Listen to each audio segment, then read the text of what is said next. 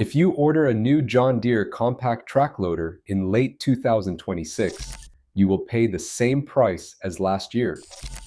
You will sign the same loan. And you will haul home a machine assembled in Ramos Arizpe, Mexico.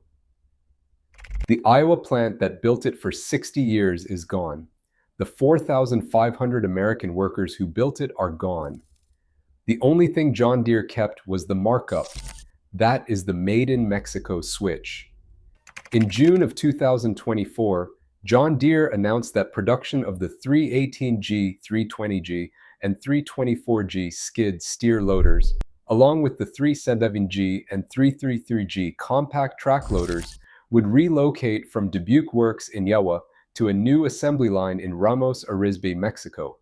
The transfer is scheduled to complete by the end of 2026.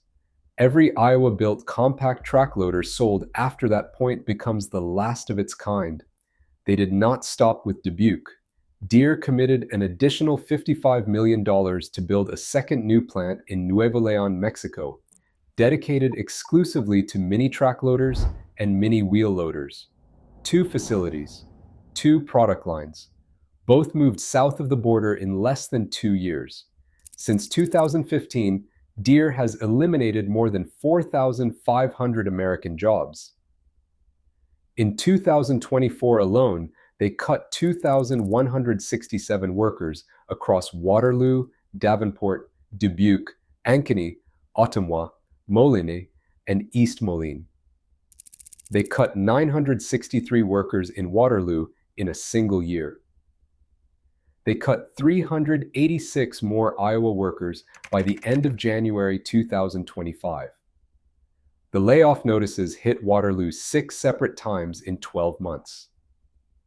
6 times. The price tag did not change. The dealership will hand you the same invoice in 2027 that they handed you in 2024. The same finance charge, the same dealer markup, the same warranty document. The only difference is the country code stamped on the serial plate bolted to the frame. You are not buying American iron. You are buying American branding. The Made in Mexico switch is not a rumor. It is a publicly announced corporate plan, filed in regulatory disclosures and printed in trade press. And the smart contractors in this industry are already adjusting their order books. Today, I am going to show you exactly which model years still come from Iowa, exactly when the supply runs out, and exactly which competitors still build compact equipment on American soil. Follow the money. In fiscal year 2023, Deere posted $10.2 billion in net income. That was the highest single-year profit in the company's 187-year history. CEO John May collected $26.8 million in compensation that year. The next year, he collected $27.8 million. His pay is 190 times the median Deere employee salary. One man earns in a single year what 190 of his own welders earn combined. Over the past 2 decades, Deere has funneled $43.6 billion into stock buybacks and dividends. In 2023 alone, they spent $7.2 billion buying back their own stock. They did not invest that money in Iowa. They did not retool Dubuque. They did not pay raises to the workers who built the company into a $60 billion empire. They handed it directly to Wall Street. Then they told the workers there was no money for their jobs. Even the political class noticed. In the 2024 campaign, the Trump campaign publicly threatened a 200% tariff on any Deere equipment manufactured in Mexico and imported into the United States.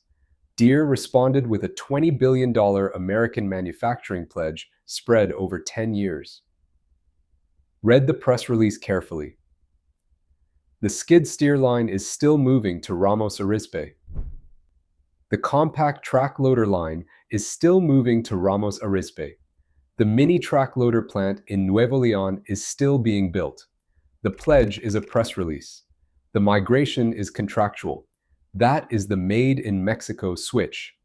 Here is how the switch fires in practice. A contractor walks into his dealer in February 2027 and orders a new 333G compact track loader. The order ships to the Ramos Arizpe assembly line. The frame is welded by labor earning a fraction of what the Iowa welders earned. The hydraulic lines are routed by a different crew. The electrical harness is built to the same specification in a different country by workers without United Auto Workers protection. The machine arrives at the dealership with a sticker that reads, "Manufactured in Mexico." The price tag still reads $30,000 more than it did 3 years ago. Dubuque Works opened in 1947. For 79 years, it built crawler dozers, skid steers, and compact track loaders for the American construction industry. By the end of 2026, the skid steer and compact track loader lines are gone. The building stays. The jobs do not. The mortgages in Dubuque do not. First, buy the last of the Iowa Deeres before the supply runs out. Any 318G, 320G, 324G, or 332G skid steer, and any 37G or 333G compact track loader with a Dubuque Works build tag and a model year of 2024, 2025, or early 2026 is the last American-built generation of those machines. Check the data plate inside the operator station. The plate reads, "Manufactured in Dubuque, Iowa, USA." If the plate reads anything else, walk. Second, buy from competitors who still build on American soil.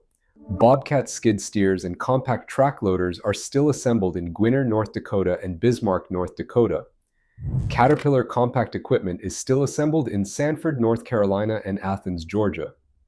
The Case skid steer line is still produced at the Wichita, Kansas plant. These three names are the last major manufacturers still putting American-built compact equipment on dealer lots in volume. Third, demand the country of origin in writing on every quote. Make the salesman put the assembly location on the purchase order before you sign. If the dealer refuses, walk to the next one. The pen is your only leverage before the keys change hands. Fourth, tell the dealer why you walked. Every contractor who refuses a Mexico-assembled Deere and tells the salesman exactly why is one more data point on the corporate balance sheet, showing the offshoring strategy is destroying brand equity. Press releases do not move executives. Lost orders do. The manufacturers want you to believe the badge on the hood is what matters. They want you to believe John Deere is still the same company your grandfather bought in 1962. That is a lie. The badge is paint. The country of origin tag is the truth. The Iowa welder who built that machine for 60 years is collecting unemployment in Waterloo. The executive who signed his pink slip is collecting $27 million. If you are learning something from this, hit subscribe. I cover the corporate scams, the offshoring schemes, and the financial traps reshaping the heavy equipment industry every single week. The Made in Mexico switch is one piece of the playbook. The kill switch trap is the other. The dealership has already built a telematics system that lets them disable your machine remotely from 4 states away.